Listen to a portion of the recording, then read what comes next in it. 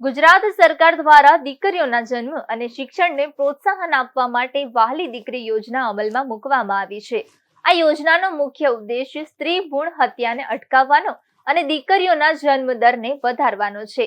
આ યોજના હેઠળ ગરીબ અને મધ્યમ વર્ગના પરિવારોને દીકરીના જન્મ સમયે અને ત્યારબાદ નાણાકીય સહાય આપવામાં આવે છે, જેથી તેઓ દીકરીના ઉચ્ચ શિક્ષણ અને લગ્ન ખર્ચને પહોંચી શકે।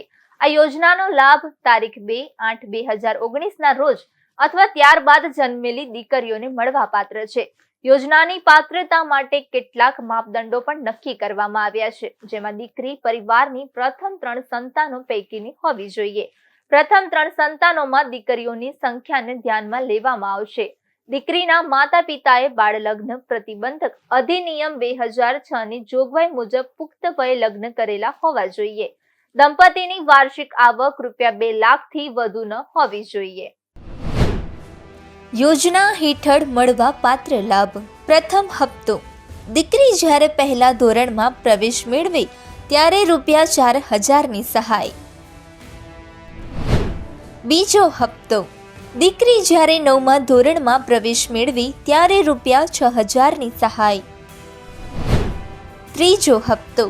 દીકરી જ્યારે 18 વર્ષની ઉંમર પૂર્ણ કરે ત્યારે ઉચ્ચ શિક્ષણ અથવા લગ્ન સહાય તરીકે ₹1 લાખની સહાય। અરજી માટે જરૂરી પુરાવાઓ। લાભાર્થી દીકરીનો જન્મનો પ્રમાણપત્ર,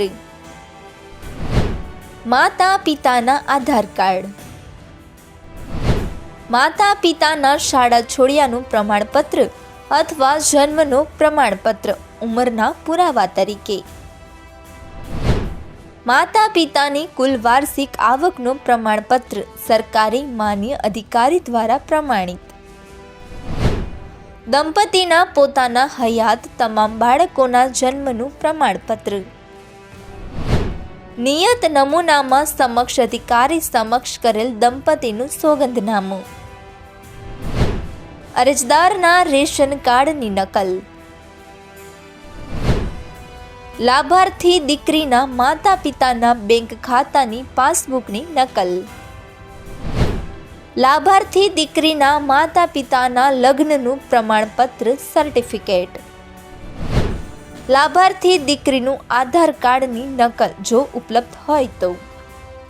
વહાલી દીકરી યોજનાનો લાભ લેવા માટે અરજદારે નજીકની આંગણવાડી કેન્દ્ર ખાતે અરજી કરવાની રહેશે। અરજી મળ્યા બાદ સરેરાશ 15 દિવસમાં તેનો નિકાલ કરવામાં આવે છે। યોજના સંબંધિત વધુ માહિતી અને માર્ગદર્શન માટે તમે નજીકની આંગણવાડી કેન્દ્ર અથવા મહિલા અને બાળ અધિકારીશ્રીની કચેરીનો સંપર્ક કરી શકો છો। આ યોજના ગરીબ અને મધ્યમ વર્ગના પરિવારો માટે દીકરીના જન્મ અને શિક્ષણને પ્રોત્સાહન આપવા માટે એક મહત્વપૂર્ણ પગલું છે। લાયકાત ધરાવતા પરિવારોને આ યોજનાનો લાભ લેવા માટે પ્રોત્સાહિત કરવામાં આવે છે।